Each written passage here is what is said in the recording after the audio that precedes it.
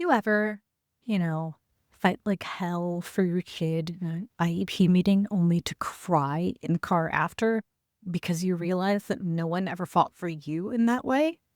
That's what we're talking about today. Because healing while you advocate is the ultimate dual boss battle. And damn if it's not a heavy one. Welcome back to the Nostalgic Neurodivergent, where we unpack the realities of neurodivergent motherhood with a side of sarcasm, nerdy energy, and deep healing work. I'm your host, and today we're digging into what it really means to do advocacy for your kids while holding space for your own healing. Spoiler alert, it's not about getting it perfect. It's about staying in the arena even when your inner child is screaming for someone to come rescue you. So let's talk about what it feels like to be in two timelines at once. One where you're this fierce, badass advocate for your child, and another where you're reliving the exact same pain that you went through as a kid. You're trying to push back on systems that failed you, and every no from a teacher, every dismissive doctor, every time that someone says, it's probably just a phase, it doesn't just sting now, it echoes. So it's like living in a constant rerun of My So-Called Life. Except now you're the parent trying to help Angela Chase regulate her nervous system while your own is stuck buffering. So raise your hand if you've ever been too exhausted to play with your kid after advocating for them all day. Now raise your hand if you feel guilty about it. That, my friend, is the guilt sandwich. You do something amazing, like getting services for your child, then shame yourself because you snapped at bedtime or forgot that it was pajama day. Healing while you advocate means releasing the lie that you have to do both perfectly at the same time. You're not failing. You're holding two lifetimes at once.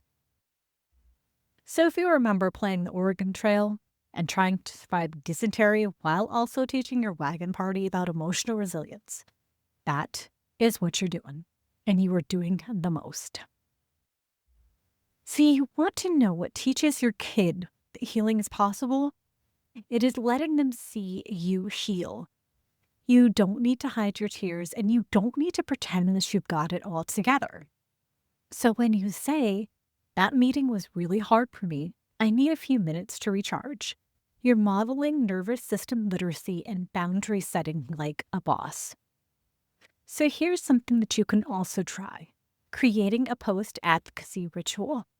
Water and a snack, a 5-minute body scan, and texting a trusted friend.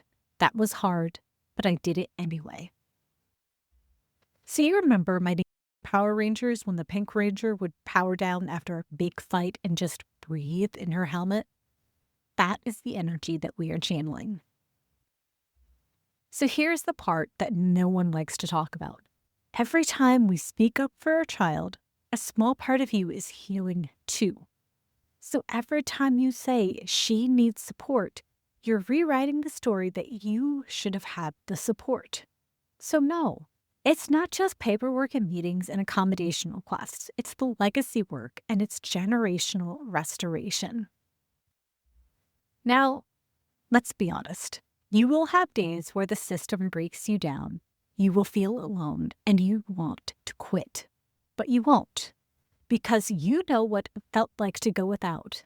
And that fire, that is what makes you a trailblazer, and that is what makes you unstoppable. If you want to build your emotional regulation tools for those difficult advocacy days, download the Emotional Resilience Reset, a quick guide for neurodivergent moms who are doing this dual journey daily. And if you're ready to stop spiraling in sinus, come join us inside PRC, a private space where neurodivergent moms get real support from people who actually get it. See, you're not weak for needing to heal. You are powerful because you choose to heal. And every act of advocacy that you do, it heals the part of you that thought she wasn't worth fighting for. This is how we rise.